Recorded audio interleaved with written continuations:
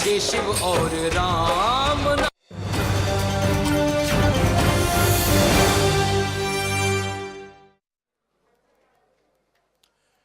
नमस्कार, स्वागत है आपका इंडिया न्यूज हरियाणा में। मैं हूं आपके साथ अतुल प्रताप सिंह। सियासी रण और उसमें नतीजों की बात। अब सवाल इसी बात का है कि जो दावे तमाम पार्टियां कर रही थी, उनके दावों की असल पड़ताल जब हम करते हैं तो हकीकत क्या है, उस पर चर्चा आगे हम करेंगे। हमारे साथ कुछ खास मेहमान हैं, लेकिन सबसे पहले एक बार फिर से वोटिंग परसेंटेज को हम देखते हैं, जो कि फाइनल अभी तक फिलहाल तो आंकड़े नहीं है, लेकिन जो मोटा मोटा संकेत मिल रहा है कि ठीक ठाक वोटिंग हुई है। कुछ जगहों पर जैसा उम्मीद की जा रही थी वहां पर बंपर वोटिंग हुई और कुछ जगहों पर शायद थोड़ी बहुत कम बेश स्थिति उससे कम दिखाई देती है। लेकिन जो फाइनल आंकड़ा आएगा उससे साफ तौर पर यह जाहिर होता है कि हरियाणा में वोटिंग में कोई कमी नहीं रही है। वोटर्स निकले, जमकर निकले। इतनी गर्मी के बीच में भी उन्होंने मताधिकार का प्रयोग किया। आपके टेलीविजन स्क्रीन पर दिखा रहे हैं, अंबाला में 66.3% यानी 60 से आंकड़ा बहुत आगे है। कुरुक्षेत्र में भी कमवेश वही स्थिति है, 65.8% यहां पर वोटिंग हुई। रोहतक में 63.3 और उसके साथ साथ हरियाणा में जो अब तक का ओवरऑल मतदान का फीसदी रहा है तो वो 63.2 का रहा। सिरसा में सबसे ज्यादा मतदान हुआ है। सिरसा सीट अपने आप में दिलचस्प है और अपने खास पैनल के साथ हम उस सीट पर भी चर्चा करेंगे कि वहां की सियासी गणित क्या है, लेकिन मतदान में सबसे आगे सिरसा रहा है अभी तक फिलहाल। और अंबाला में आप देखिए कि जो वोटिंग परसेंटेज है वो अपने आप में बड़े संकेत कराता हूं। चर्चा में आगे बढ़ते हैं। सुभाष शर्मा जी हैं, वरिष्ठ पत्रकार हमारे साथ, बहुत स्वागत है सुभाष जी आपका। विपिन शर्मा जी हैं, वरिष्ठ पत्रकार हमारे साथ, बहुत स्वागत है विपिन जी आपका। अनुज अग्रवाल जी हैं, वरिष्ठ पत्रकार, बहुत स्वागत है अनुज जी आपका। और अमित नेहरा जी हमारे साथ है, वरिष्ठ पत्रकार, बहुत स्वागत है अमित जी आपका। अमित जी, जब हरियाणा की बात हो तो हरियाणवी में हो तो ज्यादा बेहतर है। कुछ किस्सा गोई इस वोटिंग परसेंटेज पर और इस पूरी सियासत पर। आज का वोटिंग परसेंटेज सियासी गणित किसका बना रहा, बिगाड़ा? देखिए अतुल, अभी ये नहीं कहा जा सकता कि किसका गणित बनेगा किसका बिगड़ेगा, लेकिन वोटिंग ठीक ठाक हुई है। इसके लिए सभी मतदाताओं को शुभकामनाएं हैं, उनका आभार है। अगली बार इससे भी ज़्यादा वोटिंग हो ताकि सभी को इस लोकतंत्र के महापर्व में भाग लेने का अवसर मिले। अब बात आती है, आपने सिरसा से शुरू किया कि सिरसा में सबसे ज़्यादा वोटिंग हुई है, अभी तक तो समाचार मिला है। जी जी। तो सिरसा परंपरागत रूप से इनेलो का गढ़ रहा है, लेकिन पिछले 2 इलेक्शन वो बड़े इनेलो के लिए ठीक ठाक नहीं रहे हैं। पहले तो टूट गई पार्टी, उसके बाद जेजेपी बन गई। तो पिछला जो इलेक्शन हुआ था उसमें बीजेपी ने वहां से बम्पर जीत हासिल की थी, 7 लाख वोट हासिल किए थे। बड़ा मार्जिन था। बड़ा मार्जिन था। तो 7,14,000 के वोट के आसपास वोट लिए थे सुनीता दुग्गल ने। और अशोक तंवर जो आज बीजेपी की टिकट से वहां पे चुनाव लड़ रहे हैं, उनको 4,04,000 के आसपास वोट मिले थे। और अगर गढ़ जिसका बोला जाता था उनकी बात की जाए जी, तो मेन जो चक बन गया था वो जेजेपी का था। तो जेजेपी का उम्मीदवार निर्मल सिंह था, उसको केवल 95,914 वोट मिले थे, यानी वो 1 लाख के आंकड़े को टच नहीं कर पाए। तो यानी शीर्षासन हो गया। वहां पे कभी बीजेपी ने इतने बढ़िया प्रदर्शन नहीं किया था। हालांकि लीडर थे गणेशी लाल वगैरह, जो पुराने नेता थे। हाँ, प्रभाव था उनका जनता के बीच। था बीजेपी के, कद्दावर नेता रहे हैं, लेकिन इतना प्रभाव नहीं था कि पूरी लोकसभा कॉन्स्टिट्यूएंसी पे वो प्रभाव डाले। ये मोदी मैजिक था, ठीक है ना। और पुलवामा का जो कांड हुआ था और उसके बाद जो राष्ट्रवाद का मसला था। लेकिन अब की बार क्या है, परिस्थितियां बिल्कुल उलट है। सिरसा में कुमारी शैलजा हालांकि एक बार सिरसा से बन चुकी हैं पहले, लेकिन उन्होंने अपना कार्य क्षेत्र बदल लिया था, कुरुक्षेत्र कर लिया था बदल के। तो वो उनके लिए अच्छा भी रहा। कई बार क्या होता है कि स्थान बदलना भी अच्छा हो जाता है। कुरुक्षेत्र से अगर ये लड़ती तो वास्तु दोष से मुक्ति मिल जाती। हाँ, शायद वो कुछ इस तरह का आप कह सकते हैं। लेकिन सिरसा से जब इनको टिकट मिली तो सिरसा ने इनको हाथों हाथ लिया। तो आज के दिन स्थिति ये है कि मैं ये कहूँगा, वहाँ का जो मैं गया था, सर्वे किया थोड़ा बहुत, कि आज के दिन कांग्रेस वहाँ पे एज पे है। आधे से ज़्यादा, जब लगभग आधे के आसपास वोट मिले थे कांग्रेस को पहली बार, वो अब आज के दिन एज पे होना तो एक मुझे लगता है कि आश्चर्य ही है। तो उसमें अच्छा नेहरा साहब, अगर कांग्रेस एज पर है तो उसके कारण क्या है? सिर्फ वही 2-3 फैक्टर जो कि बीजेपी के खिलाफ हो सकते हैं, या उससे इतर भी कुछ होगा? क्योंकि पिछले 3-4-5 दिनों में बीजेपी आला कमान को पता चला कि रणजीत चौटाला बहुत मदद नहीं कर पा रहे हैं रानियम में, उसके साथ साथ जो और लोकल, वो चाहे कांडा ब्रदर्स हों, उन तमाम लोगों का सपोर्ट, तो क्या वहां से कोई भरपाई करने की स्थिति में बीजेपी नहीं आ पाई? सिरसा में सबसे बड़ा जो फैक्टर मैं और डेरा देखता हूं, फैक्टर भी समर्थन दे दिया उन्होंने। सिरसा में जो सबसे बड़ा मैं फैक्टर मानता हूं वो किसान आंदोलन है।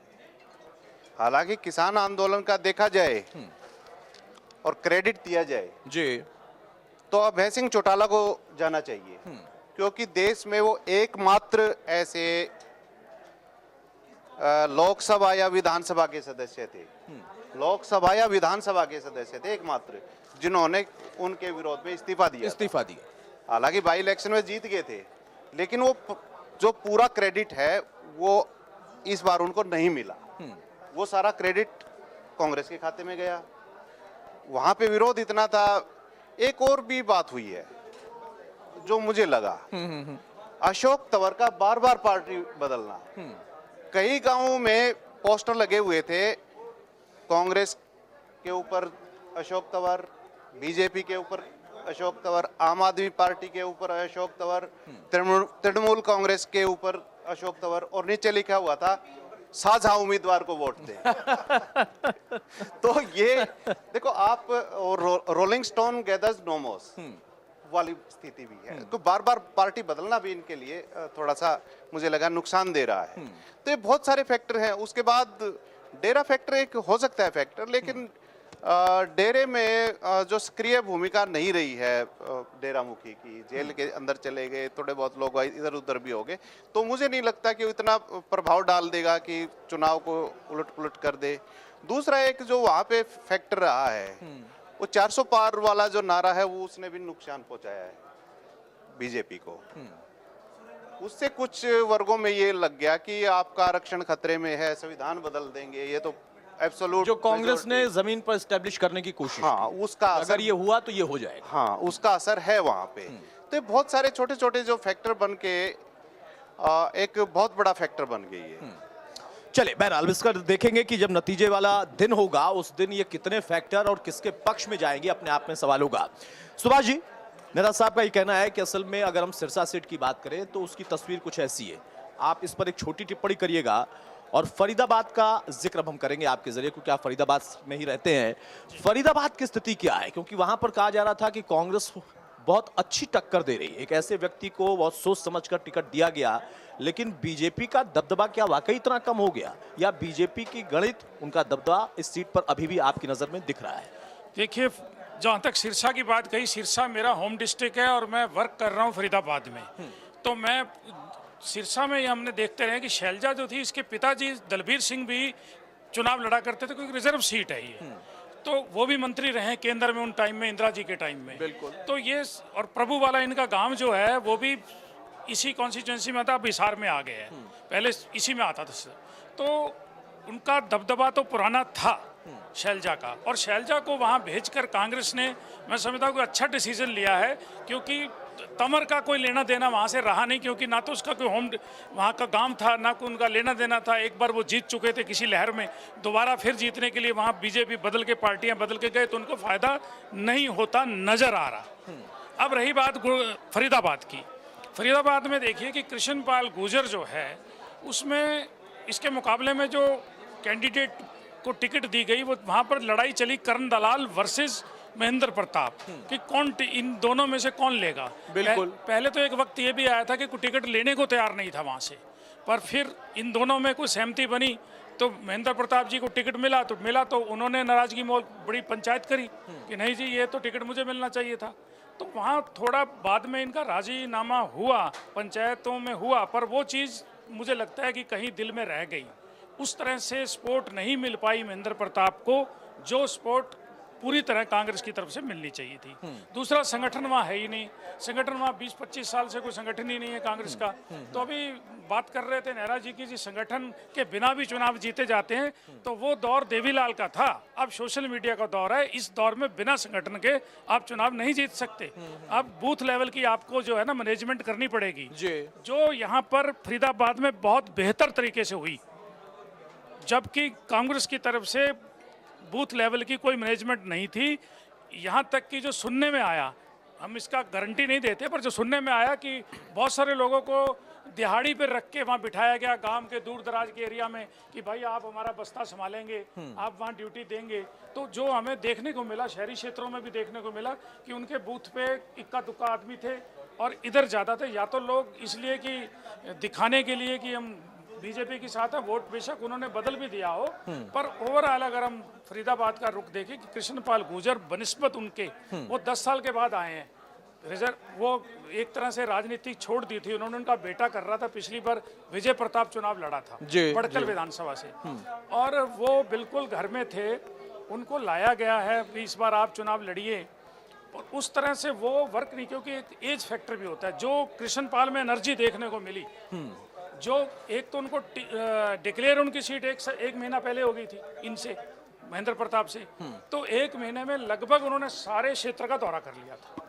ये दूसरी बार भी कर लिया और तीसरी टर्म भी वो पूरी लगभग कर चुके थे, जबकि इन्होंने एक बार भी सभी क्षेत्रों में नहीं जा पाए थे। ये सबसे बड़ा कारण था, और यही कारण है कि आज हमें दिखाई दे रहा है कि जिस तरह सिरसा में हम कह सकते हैं कि कांग्रेस प्लस में नजर आ रही है, तो इस बार फरीदाबाद में बीजेपी आगे नजर आ रही है कांग्रेस।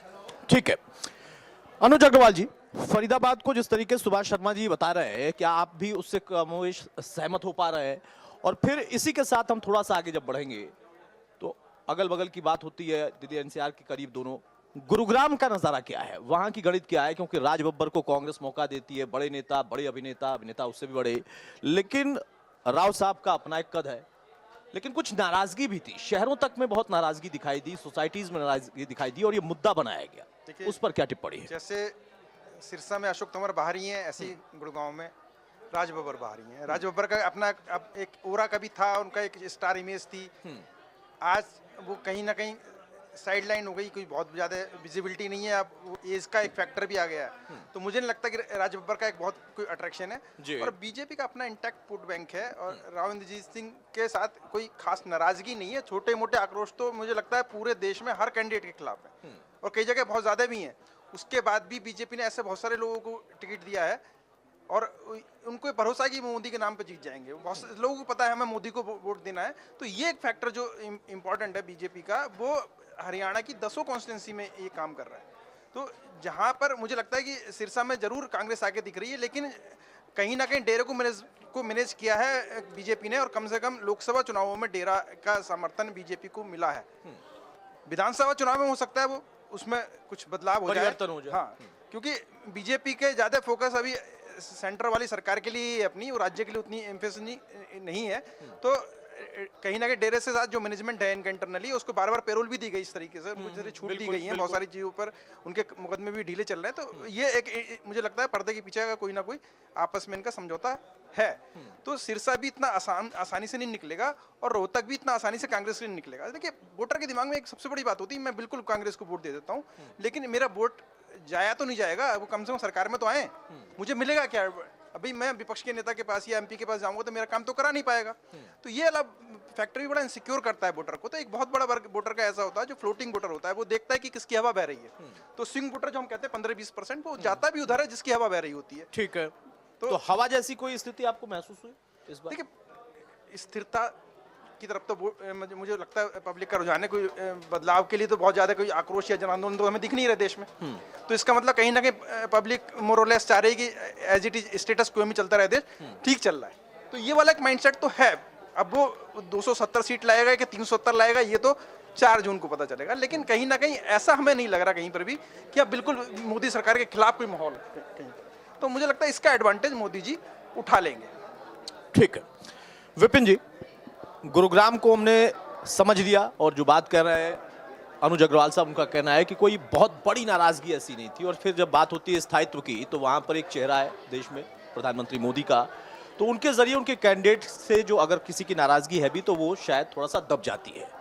क्या ये नाराजगी गुरुग्राम में बिल्कुल भी नहीं थी, या थोड़ी बहुत थी? और उसी से थोड़ा आगे बढ़ते हुए हम चलेंगे। अब जब सोनीपत का हम जिक्र करेंगे, कांग्रेस ने जो टिकट दिया उसके पीछे बड़ी गणित बताई जा रही थी कि हुड्डा साहब ने रोहतक में ब्राह्मण वोटों को साधने के लिए इधर इनको टिकट दिलवाया, और उधर अपने बेटे की सीट को सिक्योर कराने की कोशिश की। क्या वो वाकई कारगर गणित थी? गुरुग्राम और फिर सोनीपत पर अगर आपकी टिप्पणी चाहूं तो क्या है? देखिए, सर्वप्रथम मैं गुरुग्राम के बारे में बोलूँगा क्योंकि एक second largest information technology hub है और थर्ड लार्जेस्ट फाइनेंशियल और बैंकिंग हब है देश का। तो और गुरुग्राम ने जिस तरह का विकास देखा है उसको मिलेनियम सिटी भी बोला जाता है। बिल्कुल। और क्या कारण है कि वहाँ पर जो इतनी बड़े बड़े जो स्काई स्क्रेपर्स बने हुए हैं, जो रेजिडेंशियल टाउनशिप्स बनी हैं, और ख़ास तौर पे अगर बात करें जब साइबर सिटी आई, एक अलग से रैपिड ट्रांसपोर्ट वो बना उनका रैपिड मेट्रो, तो यहाँ पर अभी एक साइबर सिटी आई जो 67 एकड़ की अब 150 एकड़ की आ रही है। तो आप देखिए विकास, आप कितने बड़े बड़े जो उद्योग जगत के, जैसे अगर हम अमेरिकन एक्सप्रेस की बात करें तो ये अनुमान लगाया जा रहा है कि 22,000 एम्प्लॉइज होंगे वहां पर। तो आप खुद समझ सकते हैं जो ये सदर्न पेरिफेरल रोड है, और आप उसी के साथ लगता हुआ अगर हम द्वारका एक्सप्रेसवे देखें, Mumbai expressway, Dwarka expressway, Gurgaon expressway, तो ये सारे के सारे डेवलपमेंट कैसे होती है, विकास कहाँ होता है? तो यहाँ पर हुड्डा साहब जब मुख्यमंत्री थे तो अलग विकास हुआ 2005 से लेकर 2014, और उसके बाद जब नरेंद्र मोदी आए, फिर यह भाजपा की सरकार, तो वहां पर अलग किस्म का विकास देखने को मिला मिलेनियम सिटी में। क्योंकि ये भूलना नहीं चाहिए, एक तो गुरुग्राम दिल्ली से लगता है और अपना महत्व है, और साथ में जो रोजगार, जो वहां पर आप जो BPO segment, KPO segment, IT sector में जो रोजगार मिले, क्योंकि अमूमन जब चुनावों की बात होती है तो सबसे जो ज्वलंत मुद्दे उभर के आते हैं वो है रोजगार, बेरोजगारी और साथ में महंगाई। तो यहाँ पर अगर रोजगार उत्पन्न हुए हैं, एम्प्लॉयमेंट जनरेशन हुई है, तो वो भी एक अहम मुद्दा है। लेकिन सवाल ये होता है कि राव इंद्रजीत के सामने राज बब्बर, क्योंकि राज बब्बर पहले आगरा से सांसद थे और मैं वहाँ पर आगरा में था, तो उनसे साक्षात्कार, उनसे बातचीत करने का अवसर मिलता था, अलग अलग मुद्दे थे, वो उनकी पकड़ अलग थी। फिर वो समाजवादी पार्टी के साथ उनकी जब मतभेद उभर के आए कुछ नेताओं के साथ, तो वो अलग फिर वहाँ पर उसके नतीजे निकले। लेकिन यहाँ पर मुझे ऐसा लगता है, बड़े जिम्मेदारी से मैं बोलूँगा ये बात, कि राज बब्बर की नेता बड़े पॉलिटिकल मैच्योर हैं, अपना अलग उनका एक गणित है, अपनी अलग पकड़ है जो उनके बाकी समर्थक हैं यहाँ पर। लेकिन यहाँ पर ज़्यादा प्रबल संभावना राव इंद्रजीत सिंह की है अगर हम इधर की बात करते हैं, गुरुग्राम की। ठीक है, सोनीपत। सोनीपत देखिए, फिर वही वाली बात है कि सोनीपत में भी ये कोई राह आसान किसी के लिए नहीं है यहाँ पर, कि आप ना भाजपा के लिए ना कांग्रेस के लिए। तो यहाँ पर ये कुछ सीटें, जैसे सिरसा की बात चल रही है और रोहतक की खासतौर पे बात चल रही है, तो यहाँ पर मुझे लगता है कि ये बड़ा एक कड़ा मुकाबला होने वाला है। और सबसे बड़ी बात है, मुद्दे क्या हैं यहाँ पर, क्योंकि देखिए एक तरफ किसान आंदोलन, महिला खिलाड़ी जब इतने समय तक अनशन पे रही, एक तरफ सरकार, मोदी सरकार का नारा बेटी बचाओ बेटी पढ़ाओ, उसके बाद जब नजरअंदाज करा गया तो अच्छे खासे आक्रोशित थे हरियाणा की जनता, क्योंकि यहाँ पर खेल को लेकर अच्छी खासी तवज्जो मिलती है और हरियाणा ने पूरे देश का नाम रोशन करा है अंतर्राष्ट्रीय पटल पर। तो इसको भी आपको मद्देनजर रखना पड़ेगा कि आप अगर देर उसको विलंब हुआ उनके मसले को सुलझाने में, वो अलग बात है कि जो खेल मंत्री अनुराग ठाकुर वो खिलाड़ियों से मिले, उनसे उनके गिले शिकवा जानने की एक प्रयास करा, लेकिन फिर भी ऐसा ये निष्कर्ष निकाला जाएगा कि वो विलंब हुआ। तो यहाँ पर अब कितना उसकी कीमत चुकानी पड़ेगी वो देखिए वक्त तय करेगा। ठीक बात है। नेहरा साहब, फरीदाबाद, सिरसा, सोनीपत, गुरुग्राम, इन जगहों का हमने जिक्र किया, सबने अपना अपना आकलन बताया। ये कहा जा रहा है कि फरीदाबाद, सिरसा, रोहतक, सोनीपत में कड़ी टक्कर बीजेपी को साफ तौर पर है, और वो किस वजह से है? वो वजह ये है कि वहां पर जो सियासी समीकरण है, वो समीकरण आपके नजरिए से मैं समझना चाहूंगा कि उसकी वजह से उनकी स्थिति फंस गई है। इसमें एक दो सीटें और भी एड ऑन आप भी कर रहे हैं। ये सियासी समीकरण को साधने में बीजेपी ने पिछले एक हफ्ते में जो ताकत लगाई है, बूथ पर अपने तमाम पन्ना प्रमुखों के जरिए, सोशल मीडिया के जरिए, उसका कितना उस पर असर आ सकता है, पॉजिटिव या नेगेटिव, और कांग्रेस के लिए कितना आसान हो सकता है? वो आपने बहुत बड़ा फलक खोल दिया सामने। फिर भी हम कोशिश करेंगे। भाई सोनीपत पे आ जाते हैं। हाँ। सोनीपत कम चर्चा में रहा है। सोनीपत का एक जबरदस्त मामला है कांग्रेस की तरफ से, कि कांग्रेस ने अब की बार जीटी रोड से दूर टिकट दी है। ये हमने चर्चा नहीं की है, क्योंकि अब जो टिकट आई है वो जींद की तरफ से आई है, और वो इसमें रोज था। अभी तक सभी पार्टियां जीटी रोड की तरफ से यानी सोनीपत की तरफ से देती थी। बिल्कुल। तो ये पहली जो टिकट आई है ये जींद की तरफ से आई है, बड़ी राष्ट्रीय पार्टी की तरफ से। तो इसका कांग्रेस को एज मिलने वाला है निश्चित तौर पे। सफीद और जुलाना में भर भर के वोटें आएंगी इस पे कि हमारी तरफ का बने सांसद, क्योंकि वो एक ह्यूमन टेंडेंसी है, जिस एरिया का सांसद होता है उसकी कोशिश यही रहती है, अनचाहे रूप में कह लो कि यहीं का विकास हमारा है, हमारे है, बीच हाँ, का है। विकास। तो जींद में एक ये बड़ा है। दूसरी बात ये है कि देशवाड़ी एरिया, हरियाणा में अलग अलग भौगोलिक क्षेत्र हैं सांस्कृतिक रूप से। बिल्कुल बिल्कुल। तो देशवाड़ी जो एरिया है उसको टकसाली एरिया बोलते हैं। तो 2 लोकसभा सीट ऐसी हैं जो प्योर देशवाड़ी हैं, रोहतक और सोनीपत। तो जो देशवाड़ी एरिया का एक अपना मैंडेट होता है, उनकी एक अलग सोच है बाकी हरियाणा से, तो वो भी डिसाइड करेगी। वही जो लहर है देशवाड़ी एरिया की, वो रोहतक में काम कर रही है और सोनीपत और में। सोनीपत में काम कर रही है, ठीक है ना। तो ये एक बड़ा इंटरेस्टिंग फैक्ट है। और पिछली बार क्या हुआ हाँ, था, आ रहा हूं। पिछली बार क्या हुआ था कि जातीय फैक्टर, अब कांग्रेस ने वो न्यूट्रलाइज कर दिया। भाई आप जात पात कर ही नहीं सकते। सच में हो गया न्यूट्रलाइज? नहीं, आप कैंडिडेट ऐसा दे दिया ना, सामने वाला दे दिया, आप जाओगे कहाँ पे? आप जाओगे कहाँ? विकल्प क्या बचता है? विकल्प क्या है भाई? दोनों एक जाति के हो गए, डाइल्यूट कर दिया। हालांकि जात पात होती है, लेकिन इसमें बहुत फर्क पड़ गया, भाई दोनों एक ही सजातीय हो गए। अब बात आती है गुड़गांव की। तो गुड़गांव देखिए, गुड़गांव के लिए एक तो सबसे बड़ी बात यह है कि बहुत बड़ा एरिया है जनसंख्या की दृष्टि से, सबसे ज्यादा वोट है यहाँ पे। एक रोष ये भी है भाई, डेवलपमेंट की तमाम आप बातें कर लें, लेकिन मेट्रो 1 इंच भी नहीं आई है गुड़गांव में। गुड़गांव में इस बात का रोष है।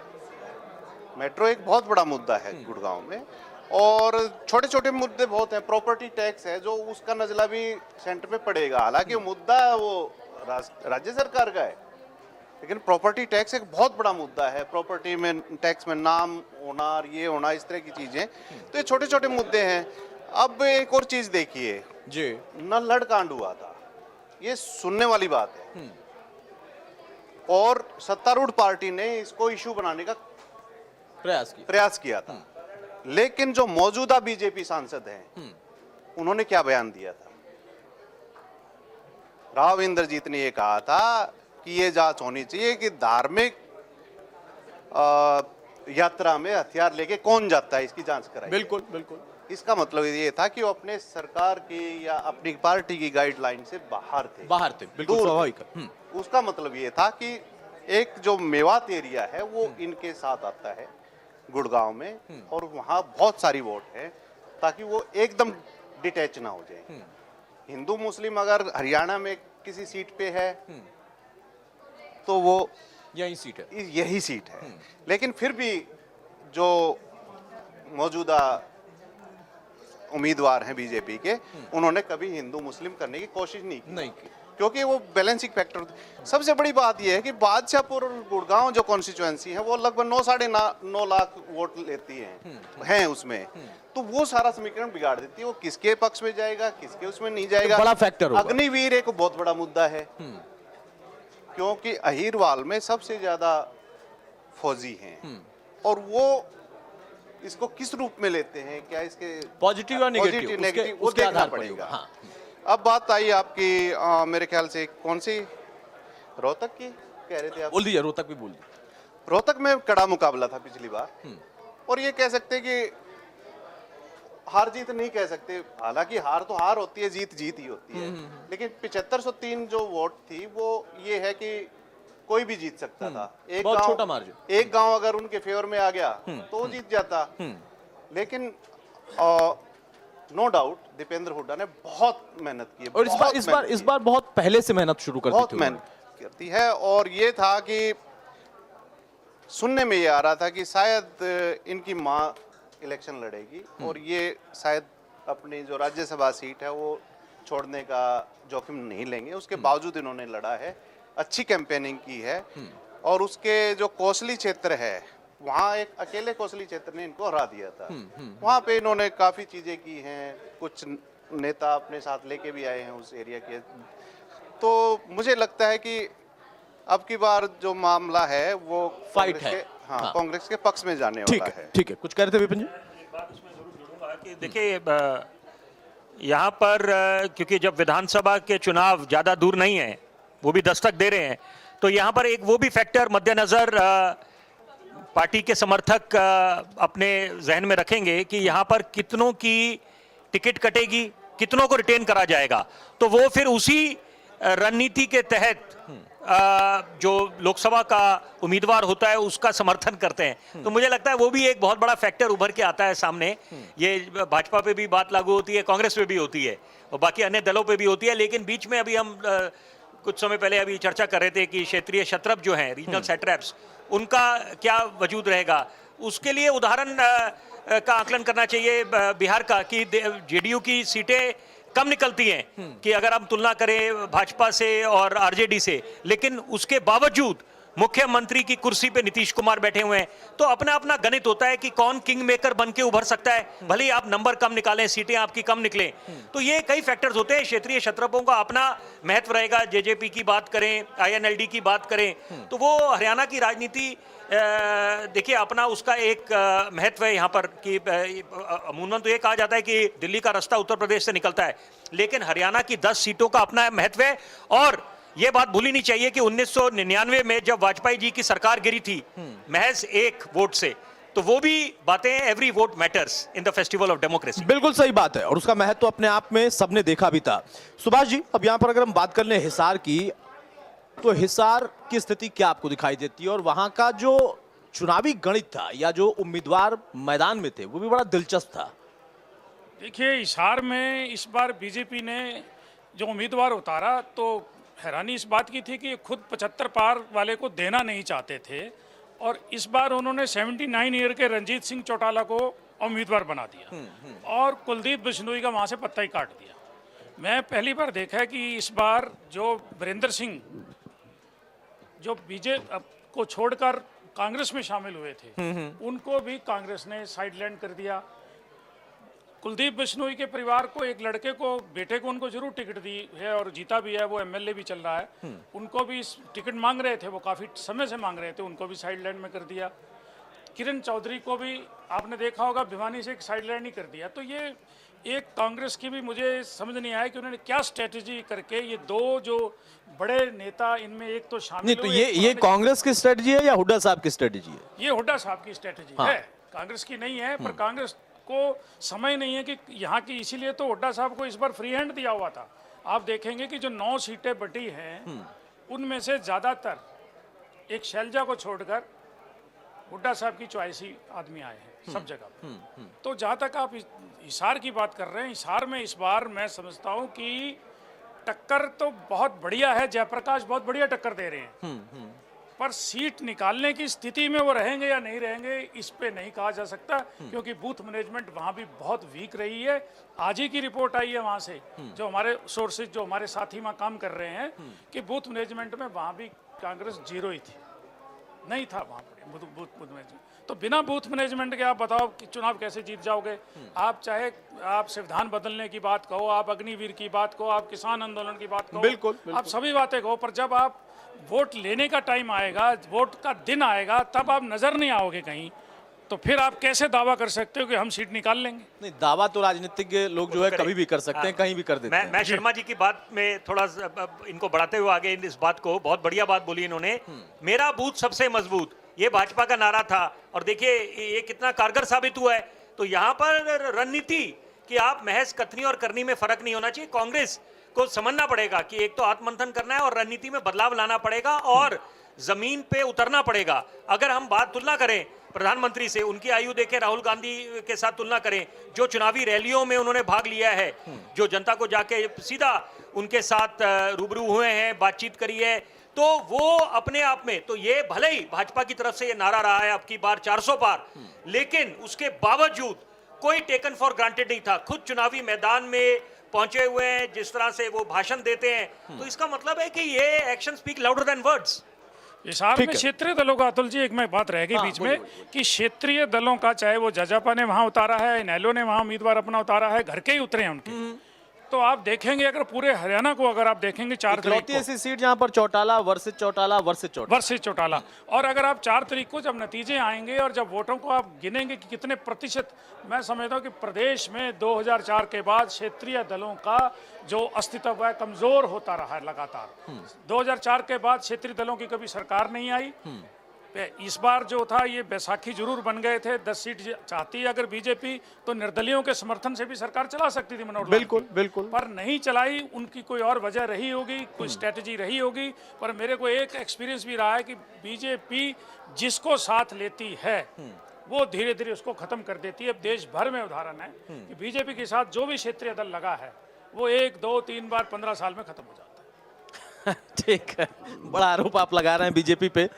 बहरहाल कुरुक्षेत्र की सीट को हम कैसे देखें अनुज जी? कुरुक्षेत्र अपने आप में बहुत महत्वपूर्ण सीट हो बिल्कुल जाती बड़ा है। दिलचस्प मुकाबला है। और नवीन जिंदल जो कभी कांग्रेस के भी नेता रहे हैं और कभी आम आदमी पार्टी के फंडर रहे हैं, उन्होंने बड़ी, उनकी कंपनियों ने बड़ी, जवाना आंदोलन चल रहा था तो बड़ी सपोर्ट करी आम आदमी पार्टी को। आज उसी की पार्टी का उम्मीदवार उनके खिलाफ खड़ा हुआ है। तो और बीजेपी ने ऐसे व्यक्ति को जिसको कभी कई घोटालों के आरोप भी उन पर लगे, उनकी कंपनियों पर लगे और जो कहीं ना कहीं कंट्रोवर्सी में रहे, उनको लेके आ गई। और जिंदल फैमिली की ऐसी छवि है कुरुक्षेत्र में कि मेरे ख्याल से वहाँ की जनता उनके खिलाफ नहीं जाती है। उनकी माँ भी जब भी खड़ी हुई जीते हैं, उनके पिताजी का भी हो रहा था और मुझे लगता है वही विरासत उनके साथ है। तो वहाँ एक तरफा मुकाबला मुझे ज़्यादा लगता है। उसमें सुशील गुप्ता कोई बहुत बड़ा उलटफेर कर पाए ऐसा मुझे संभावना नहीं दिखती। नहीं, लेकिन ये कहा जा रहा है कि सुशील गुप्ता बहुत अच्छी लड़ाई लड़ रहे थे, लेकिन वहां पर एक तीसरा नाम आने के बाद जी वो उसकी वजह से शायद नुकसान उनको हो सकता है। इसकी मतलब जो असल तस्वीर होगी वो तो चुनावी नतीजे बताएंगे। ये क्या सच्चाई है? क्योंकि आरोप लगाया जा रहा है कि जानबूझकर वहां पर चौटाला साहब मैदान में आ गए। देखिए, ये तो खेल राजनीति में सब चलते रहते हैं और ये बीजेपी अपनी तरह से सारे हथकंडे अपनाती है। और लेकिन एक सबसे बड़ा फैक्टर है, जितने भी बीजेपी के 10 कैंडिडेट हैं हरियाणा में, 10 के साथ मोदी भी खड़ा हुआ, तो वो डबल पावर हो जाती है। तो ये स्ट्रेंथ जो वहाँ बीजेपी कैंडिडेट की, वहाँ अगर कांग्रेस के कैंडिडेट हैं तो वो अपने बूते पर लड़ रहे हैं। उनके साथ राहुल गांधी का वजूद कोई इतना बड़ा नहीं कि उस पर इतना करिश्माई नेतृत्व तो नहीं है कि उसके नाम पर लोग वोट दे दें। अगर राहुल गांधी का या सोनिया गांधी के व्यक्तित्व तो करिश्मा उतना आज भी चलता तो आधी पार्टी छोड़कर नहीं भाग जाती, सारे नेता उनके भाग गए। टॉप 30 में से 27 नेता चुनाव ही नहीं लड़ रहे। ऐसे के बीच में दीपेंद्र हुडा या कुमारी शैलजा जैसे लोग कम से कम आके खड़े होकर दम दिखा रहे हैं। तो कांग्रेस के लिए उतनी कंफर्टेबल स्थिति नहीं है। बिल्कुल फाइट देने की कोशिश करी, लेकिन वही सबका मतलब कि संगठन के स्तर पर जीरो है। और बीजेपी का माइक्रो मैनेजमेंट इतना जबरदस्त है कि वो अपने वोटर को कम से कम पोलिंग बूथ तक ले आती है, उसको कन्वर्ट करा देती है वोट में।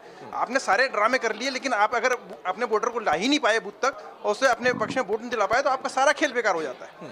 तो सोशल मीडिया कैंपेन में जितना अच्छा कांग्रेस रही है, जितनी मीडिया मैनेजमेंट में अच्छी रही है, उतनी उसका जो सबसे कमजोर पक्ष है वो संगठन के स्तर पे आता है। और आज की डेट में बिना संगठन में बिल्कुल माइक्रो लेवल पे काम किए बिना आप चुनाव नहीं जीत सकते। नेहरा साहब, सहमत है आप कुरुक्षेत्र सीट के लिए? एक टिप्पणी आपकी। कुरुक्षेत्र सीट मुझे लगता है फंसी हुई है।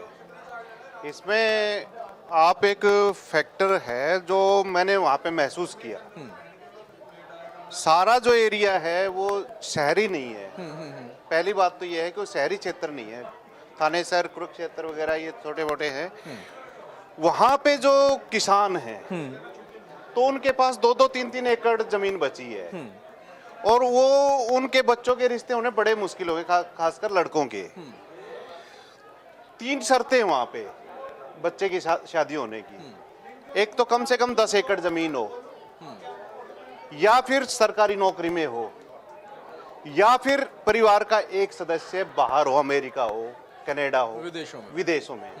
तो आप उठा के देख लीजिए, जो डोंकी कल्चर है, बाहर जाते हैं।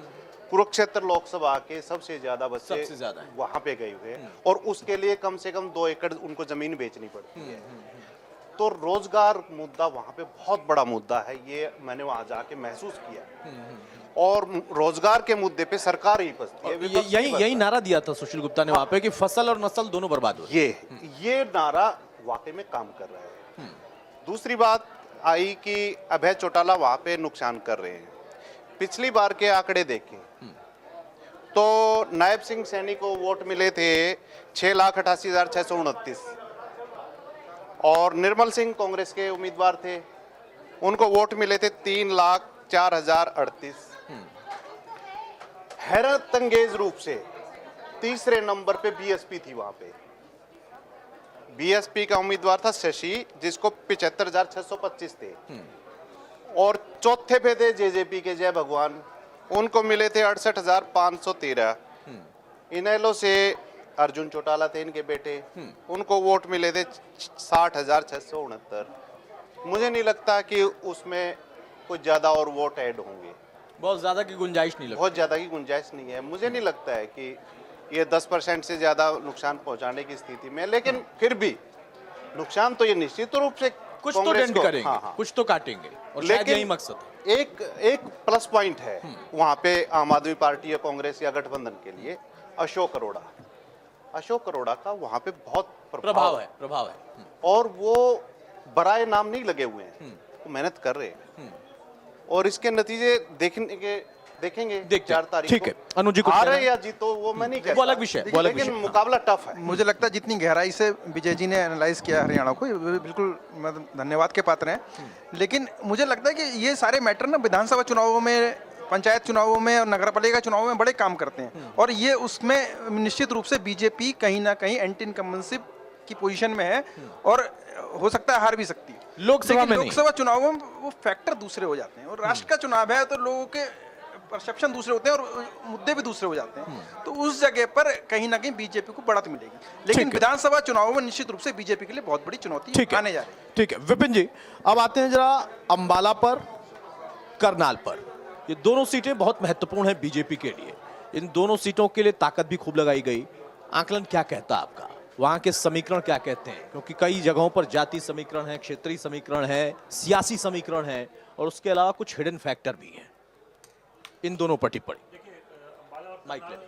साथ साथ लगते हैं, और यहाँ पर ये बात बड़ी ज़रूरी है जब हम आकलन करते हैं कि इस समय वर्तमान के दौर में भले ही मोदी सरकार ने 3 कृषि कानून वापस ले लिए, और खुद राष्ट्र के नाम संबोधन में जब उन्होंने ये बात बोली कि हमारी तपस्या में कोई कमी रहेगी, जिसके कारण हम समझा नहीं पाए अपने देश के अन्नदाता को कि क्या कारण था कि जो ये 3 कृषि कानून लेके आए, और उसके बाद आश्वस्त करा कि हम किसानों की आय को भी दुगना करेंगे, और साथ में एमएसपी को जो लीगल गारंटी की बात चल रही है।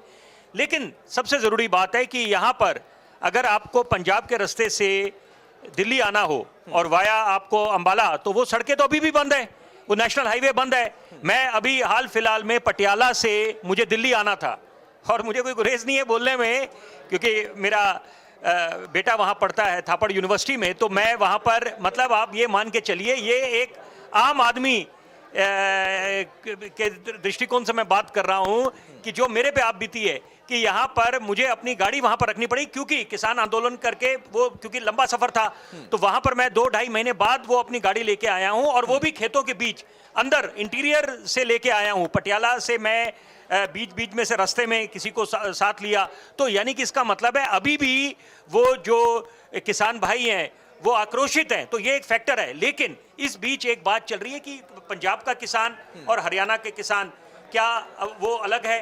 क्योंकि देश के अन्नदाता सारे हैं, तो वहां पर क्या उनकी भी नाराजगी है? क्योंकि एक वर्ग ये बोल रहा है कि ये लोग सब नाराज हैं और मोदी सरकार से, और दूसरा स्कूल ऑफ थॉट ये बात आगे रख रहा है कि नहीं, हरियाणा का किसान ऐसा नाराज नहीं है, वो भली भांति समझता है कि यहाँ पर सरकार की जो नीतियां हैं वो किसान के हित में है, कि यहाँ पर जो सीधा उनके खाते में पैसा आ रहा है, और किसान सम्मान निधि, उसके साथ साथ की जो किसानों के लिए जो योजनाएं लेके आए हैं। लेकिन सबसे ज़रूरी बात है कि यहाँ पर इस समय मुद्दे क्या हैं। अंबाला और करनाल की बात करते हैं। देखिए, करनाल में एनडीआरआई है, और अंबाला की अगर हम बात करें कि अंबाला में जो प्रत्याशी खड़े हैं कांग्रेस के और भाजपा के, वो ज़्यादा संभावना किसकी है? क्योंकि ये बात तय है कि जो असली कांटे की टक्कर है वो हिसार, वो सरसा में और रोहतक में है। दीपेंद्र हुड्डा और यहाँ पर जो कुमारी सैलजा हैं, 2 कांग्रेस के प्रत्याशी।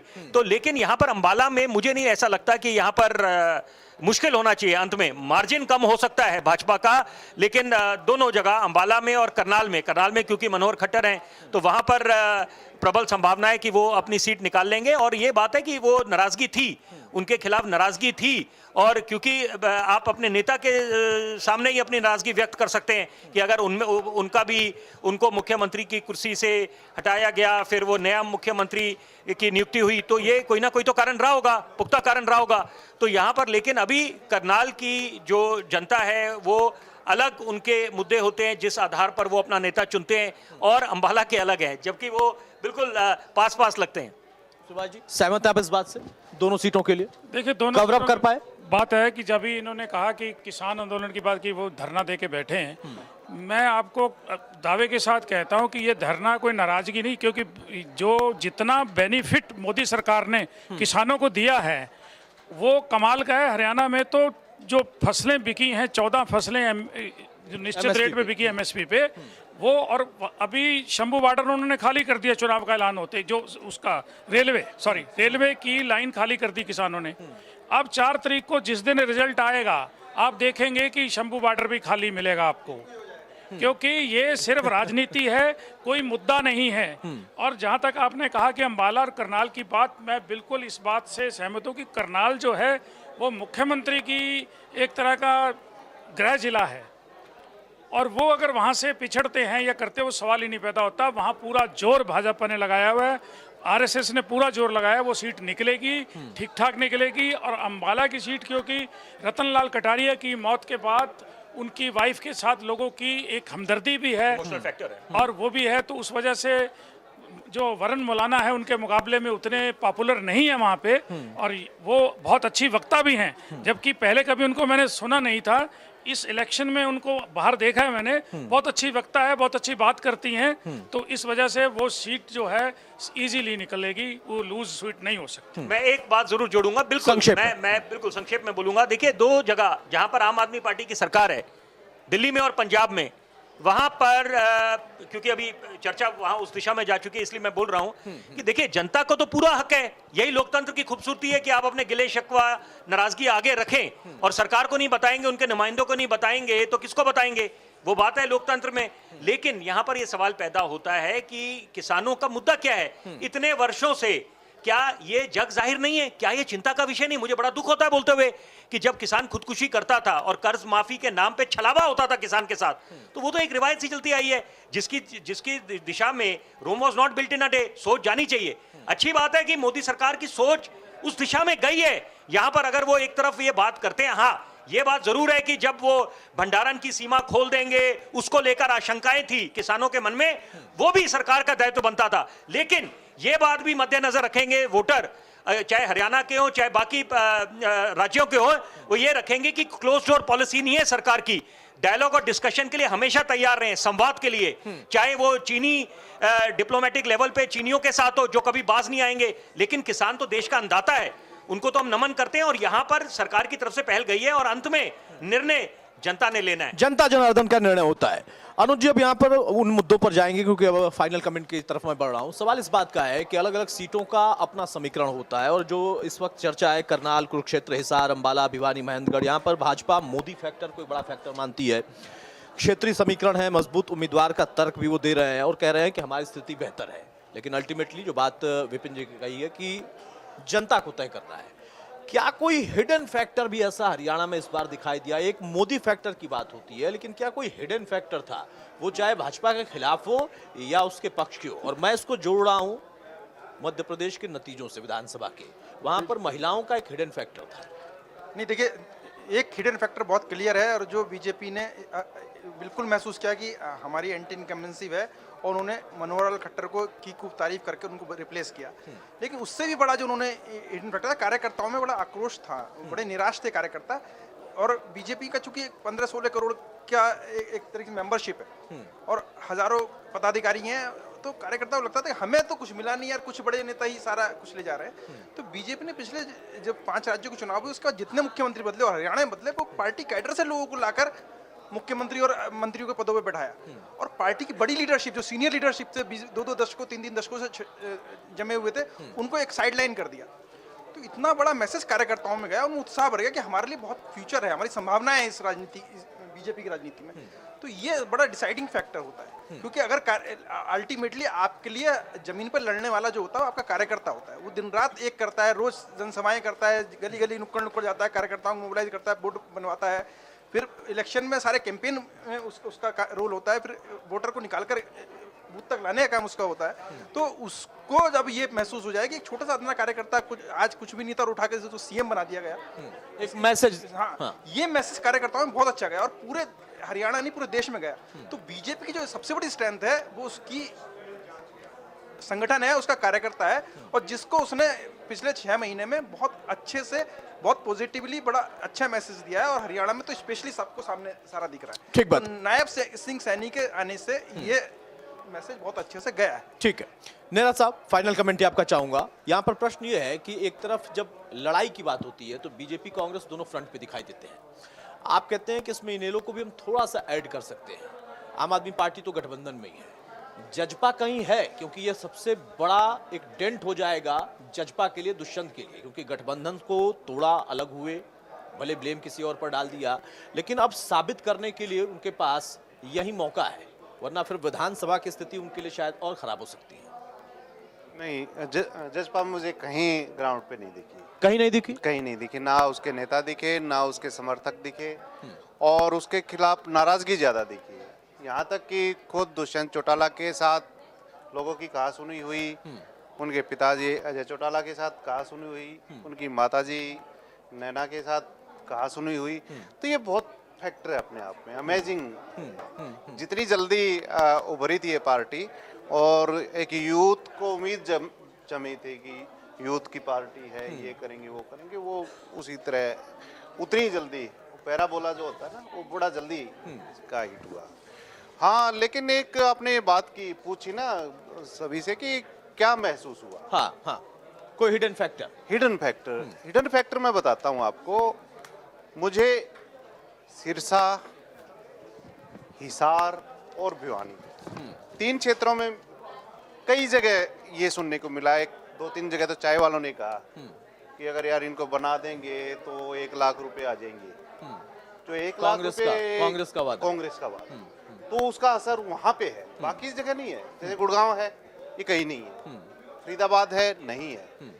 लेकिन ये 3 मैंने खासकर देखे जहाँ पे इसका असर है। वो कितना होगा, कैसा होगा, वो नतीजे बताएंगे। सुभाष जी, फाइनल कमेंट ही आपका चाहूंगा। यहाँ पर अगर इन तमाम समीकरणों को जिसको हमने समझा, चुनाव के नतीजे क्या आपको लगता है कि कुछ इस तरीके के सीटों के तब्दीली के साथ दिखाई देंगे? क्योंकि अभी 2 हफ्ते पहले तक 5-5, 6-4, लेकिन जैसे जैसे चुनाव नजदीक आया वैसे वैसे 7-3 या फिर 8-2 का आंकड़ा निकल कर आया। ये सिर्फ आंकड़े हैं, सिर्फ हाइपोथेटिकल एक प्रश्न ला दिया गया कि हाँ ये सीट का आंकड़ा बन रहा है यहाँ पर, या इसका कोई पीछे बैकअप है? देखिए, इसका अंदाज़ा ही लगाया जा रहा है, वो तो डिब्बों में बंद हो चुका है। वैसे लोगों का ये अंदाज़ा जरूर, ज़्यादातर जो कांग्रेस को सपोर्ट करते हैं, कि 2014 में 7-3 आई थी, तो 2014 वाला तो रिपीट जरूर ही हो जाएगा, इतना तो हम कवर कर ही लेंगे, 3 सीट ले जाएंगे। पर आप जब धरातल पे उतरोगे, जब गिनती होगी, तो आपको पता चलेगा कि ये आसान नहीं है जितना वो सोचा जा रहा है। क्योंकि कभी भी जनता जब वोट देती है ना, तो एक तरफा ही देती है, या तो जिताएगी या हराएगी। या तो आप ये मान के चलिए कि बीजेपी को जो 10 सीटों में हो सकता है कि इसको 3 पे रह जाए, और या फिर हो सकता है 9 या 10 ही जीत जाए, ऐसा भी संभव है। क्योंकि मतदाता बीच में नहीं लटकाएगा। वो दौर चला गया कि जब जो खंडित जनादेश दिया जाता था, अब दिया जाएगा तो खुलकर दिया जाएगा, नहीं दिया जाएगा तो फिर उसको किसी भी स्तर पर नीचे ले आएंगे। ठीक है विपिन जी, फाइनल कमेंट्री आपका। आप सहमत हैं इस बात से कि हाँ या तो पलट जाएगा या फिर वहीं रहेगा? देखिए, पूर्व प्रधानमंत्री डॉक्टर मनमोहन सिंह जी ने एक बड़ी ऐतिहासिक बात बोली थी, कंपल्शन ऑफ कोलिशन, गठबंधन की मजबूरियां। तो वही अभी शर्मा जी जिस बात का जिक्र कर रहे थे कि जब फ्रैक्चर्ड मैंडेट, तो देखिए ये दौर जो है वर्तमान का, वो तो अंत में 4 जून को तय होगा, लेकिन ये वर्तमान का जो दौर है, जनता जनार्दन जो है वो बहुत जागरूक हो चुकी है, भली भांति समझती है कि यहाँ पर फ्रैक्चर्ड मैंडेट, कि यहाँ पर आप एक वोट की कीमत है, और वो भी वोट की अहमियत समझते हैं। तो इस समय अगर हरियाणा के संदर्भ में हम बात करते हैं तो 8-2, जबकि देखिए उससे भी ज़्यादा हो सकता है कि 9-1 भी हो सकता है, क्लीन स्वीप की थोड़ी संभावना कम लगती है, लेकिन 8-2 या 9 सीटें भी भाजपा निकाल सकती है। अच्छा, 9-1 से मेरे मन में एक सवाल और आया, इस पर मैं चारों की बहुत छोटी छोटी प्रतिक्रिया चाहूंगा। अगर ये 9-1 का बनता है तो वो एक कौन सी सीट होगी? देखिए, एक जो सीट है वो आप ये मान के चलिए रोहतक वाली, क्योंकि यहाँ पर पूरा, क्योंकि किसान आंदोलन उसका जो एपिसेंटर था वो रोहतक पे था, और वहां पर रोहतक में अच्छे खासी नाराजगी देखने को मिली। तो यहाँ पर अगर कांग्रेस उस बात में सफल हो गई कि वो जो आक्रोशित वोटर हैं उनको अपनी तरफ खींच पाई, उनको अपने साथ ले पाई, तो ये इसलिए ये ऐसा अनुमान लगाया जा रहा है कि रोहतक की सीट जो है। मैं ये कहता हूँ कि मैं इससे थोड़ा कम सहमत हूँ कि मुझे एक पुराना शेर याद आ गया गालिब का, कि सुना था खूब उड़ेंगे पुरजे गालिब के, देखने हम भी गए पर तमाशा ना हुआ। अगर सीट जाएगी तो मुझे लगता है फिर सिरसा ही जाएगी। रोहतक जो है वो जीती जाएगी, बीजेपी जीत सकती है, बहुत कम मार्जिन से जीत सकती है। मार्जिन कम हो सकता है। मार्जिन कम हो सकता है। ठीक है, अनुज। मुझे लगता है कि सिरसा और रोहतक दोनों ही बिल्कुल कांटे की टक्कर है, और ज़्यादा संभावनाएं मुझे रोहतक की लगती हैं कि हुडा फैमिली का एक अपना हो रहा है, और ये उनकी राजनीतिक विरासत का लिटमस टेस्ट है। तो उन्होंने जी जान लगा रखी है और पिछले 5 साल से लगे हुए हैं। और दीपेंद्र हुडा एक बड़ी उभरती हुई लीडरशिप भी है, कांग्रेस के अल्टरनेटिव लीडरशिप भी बन सकती है, इस तरीके का व्यक्तित्व है। तो अगर वो जीतते हैं तो अच्छे कांग्रेस को एक अच्छी लीडरशिप मिलती है। ठीक बात है। नेहरा साहब, इंतजार करेंगे इस पर अभी 4 तारीख का, या कुछ टिप्पणी है? नहीं, मैं इस पे ज़्यादा कुछ नहीं कहूँगा, 4 तारीख का इंतजार करेंगे। बेहतर है। मामला बहुत कांटे का है ये। चलिए, तो देखिए, सभी वरिष्ठ पत्रकारों का यही कहना है कि मामला टक्कर का है। कई सीटें ऐसी हैं जहां पर अगर बीजेपी को एज मिलती भी है तो भी मार्जिन बहुत ज्यादा नहीं होगा, और हो सकता है कि फिर वही तस्वीर बन जाए कि लहर में कुछ सारी सीटें ही निकल जाए। लेकिन कुछ सीटों पर इस तरीके की परिस्थितियां बनी हैं जहां पर मुद्दे भी हैं, वहां पर वादों का असर भी है। नए समीकरणों को बदलने की जो कोशिश थी, उनका फेल या पास होना, ये सारे फैक्टर होंगे जिन पर हमें निगाह आगे भी रखनी होगी। और फिर 4 तारीख को कमोबेश 12 बजे तक तस्वीर ये साफ होगी। हम लगातार इस पर आकलन करते रहेंगे। फिलहाल एक छोटा सा ब्रेक, खबरों का सिलसिला जारी है। नमस्कार।